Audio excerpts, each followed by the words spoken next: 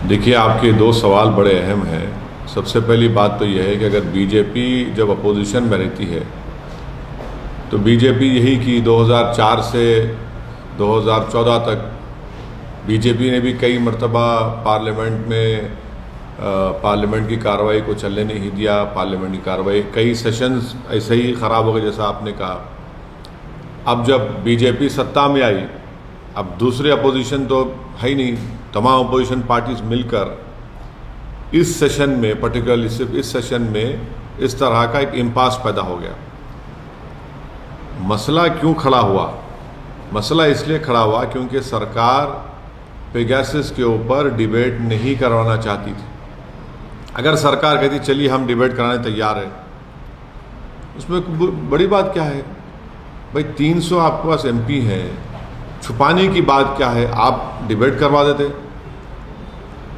आप डिबेट नहीं करवाना चाह रहे थे, बल्कि आप अपने ब्रूट मेजॉरिटी से दिन में पूरे गवर्नमेंट के बिल्स को आपने पास करवा दिया। जब आप बिल्स को पास करवाते तो आप डिबेट क्यों नहीं करवाना चाहते? अगर आप डिबेट करवा देते तो देश देखता, मगर आप ना तो इतने अहम बिल्स हैं जिस पर अपोजिशन मेंबर्स अमेंडमेंट दिए बोलना चाह रहे थे, आपने दिन में उसको पास करवा दिया। दूसरी बात, बिल्स को आपने कहा कि सवाल ये पास हो गए। पिछले 7 साल में कितने बीजेपी ने पार्लियामेंट में बिल्स लाए और कितने वो डिपार्टमेंट की स्टैंडिंग कमेटी गए? कितने गए? नॉट, माने बिल्कुल बहुत कम। बीजेपी तो तैयार ही नहीं है स्टैंडिंग कमेटी को बुझाने के लिए। आप स्टैंडिंग कमेटी को बुझाइए ना। कितने बिल्स गए स्टैंडिंग कमेटी को? भाई स्टैंडिंग कमेटी किस लिए है? आप रिफर ही नहीं करते, बस हम लाए उसको पास करो, बुलडोज करो।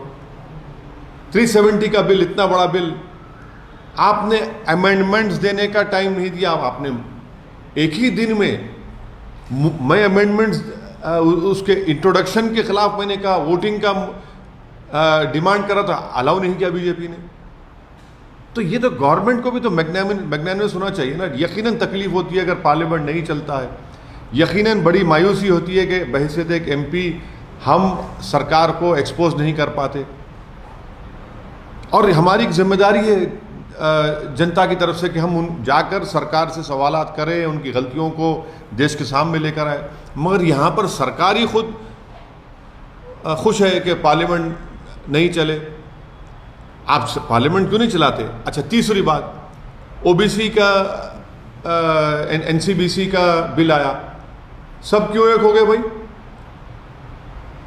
ये समझ में नहीं है हमको। सरकार अपोजिशन एक हो गए, क्यों एक हुए?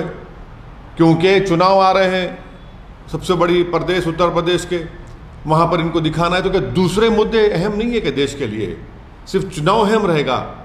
तो इससे तो जो अपोजिशन पार्टीज राजी हुए और जो सत्ता में बीजेपी राजी है, तो वो लोग एक्सपोज हो गए ना अपने आप को।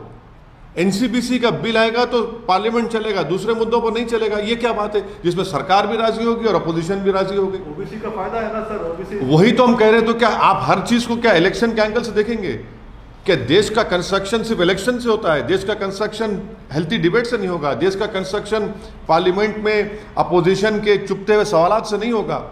तो यही तो हम बता रहे हैं कि ये सरकार भी नहीं चाह रही थी पार्लियामेंट चले। अगर जब एनसीबीसी के बिल पर पार्लियामेंट चलती है, 30-35 से ज्यादा एमपीज अपनी अपनी बात को रख सकते हैं रूलिंग पार्टी से और ट्रेजरी बेंचेस से और अपोजिशन, तो फिर आपने डिबेट क्यों नहीं करवाया? यही तो इनकी हिपोक्रेसी है। और देश देखकर लोग हमको ताज्जुब, लोग हमसे सवाल करें कि इतने दिन नहीं चला, आज आप क्यों चला रहे हैं? आपने बता दिया जनता को कि पार्लियामेंट को आप इस्तेमाल कर रहे हैं सिर्फ चुनाव के लिए। आप पार्लियामेंट को इस्तेमाल, पार्लियामेंट का बुनियादी मकसद क्या है, आप उसी को हम भूल चुके हैं। और यकीनन ये बहुत खराब बात है कि पार्लियामेंट नहीं चला। पार्लियामेंट जब चलता है तो पार्लियामेंट चलाने के लिए टैक्स पेयर्स का मनी जाता है सर, एक एक मिनट की कीमत होती है। तो वैसे में ये नहीं चल रहा है तो कितना नुकसान होता है? क्या आपको भी तकलीफ होती है कि बात नहीं रख सकते? देखिए, पार्लियामेंट नहीं चलना ये हम पार्लियामेंटेरियंस के लिए, सबके लिए तकलीफदेह बात है। और बीजेपी के एक लेट बहुत बड़े लीडर थे जो आज दुनिया में नहीं है, उन्होंने कहा था कि पार्लियामेंट को चलाना सबसे बड़ी जिम्मेदारी सरकार की होती है।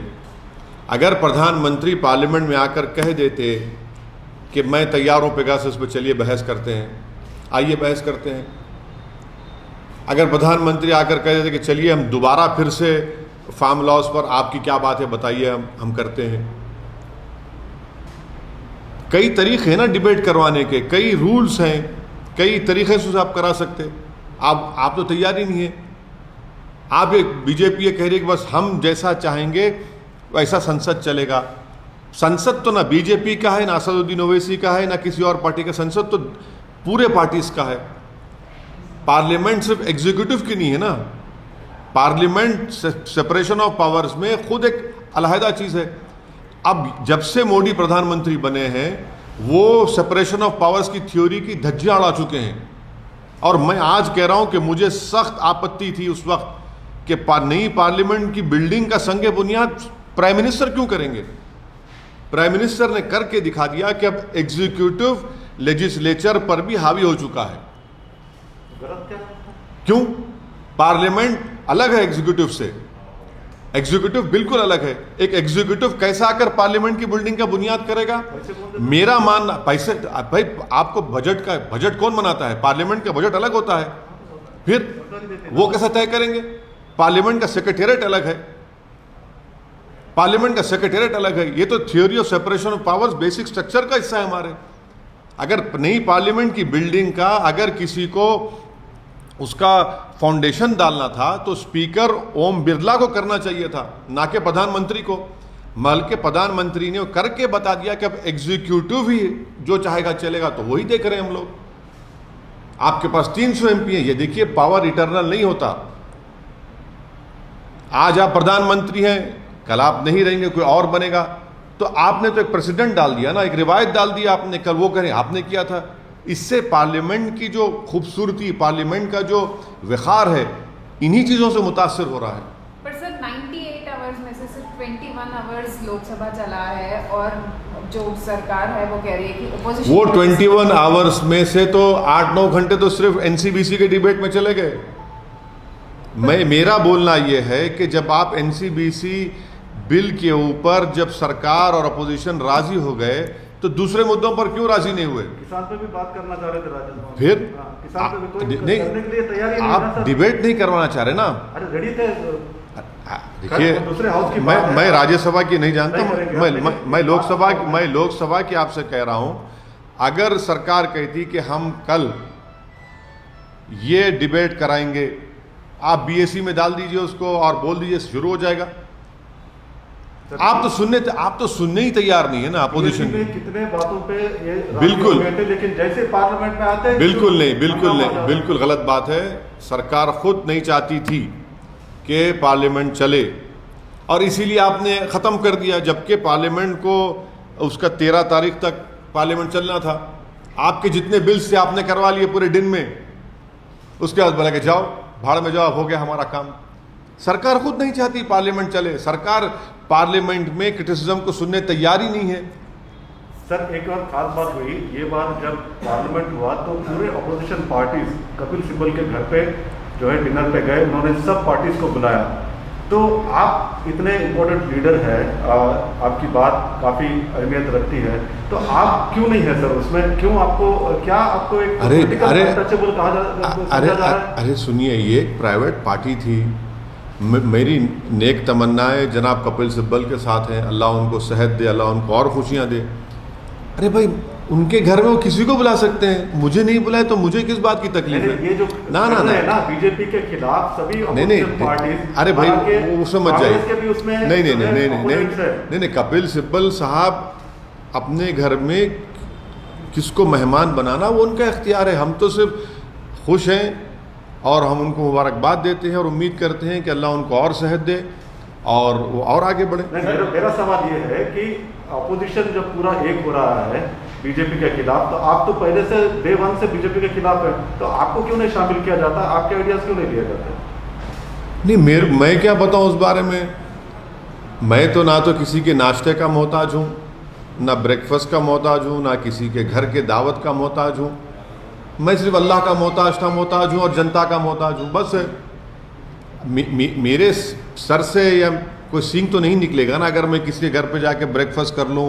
नहीं ठीक है, बात सियासत की है कि आप सर भी important leader हैं। पेगासस ही इम्पोर्टेंट है क्या? बाकी सारे इश्यूज भी तो है ना? वही तो मैं कह रहा हूं कि जब एनसीबीसी क्यों इंपॉर्टेंट हो गया, इसलिए इंपॉर्टेंट हुआ क्योंकि एक substantial number of OBCs Uttar Pradesh में रहते हैं और सरकार को तकलीफ हो गई।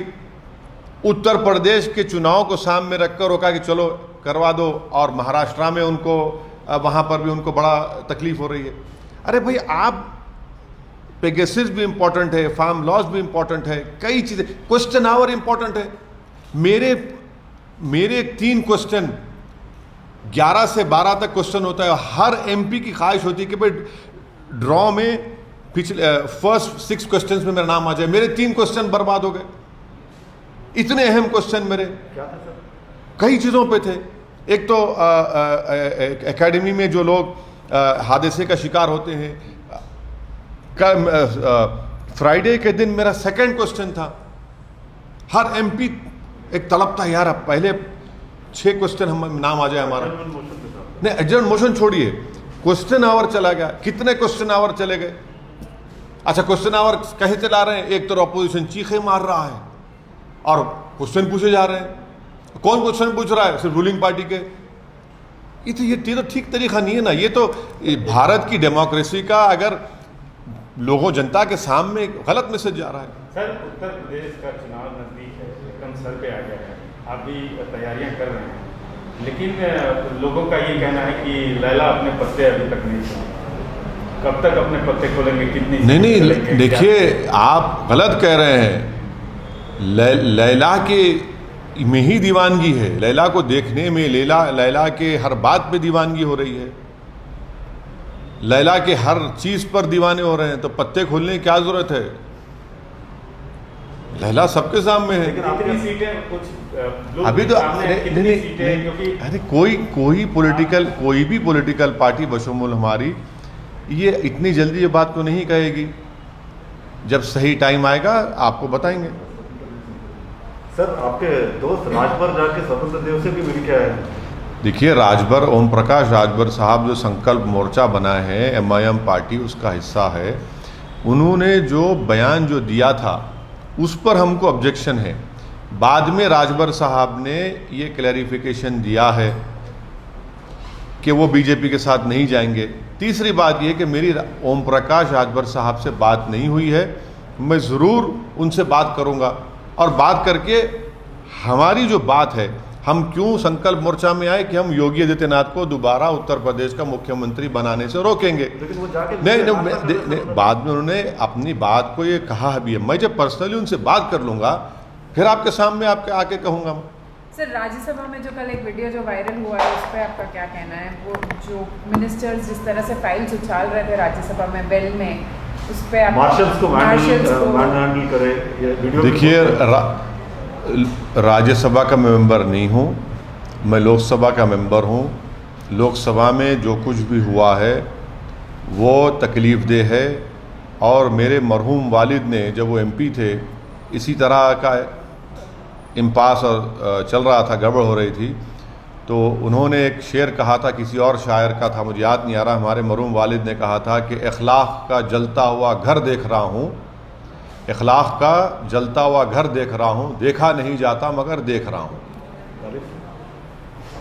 सर, उत्तर प्रदेश में फिर से वही सवाल है, कितनी सीटें? कुछ तस्वीर नहीं, अभी इतनी जल्दी कैसे? हमारे प्रेसिडेंट जनाब शौकत साहब ने कहा कि हम 100 सीटों पर तैयारी कर रहे हैं और 100 सीटों पर हम चुनाव लड़ सकते हैं।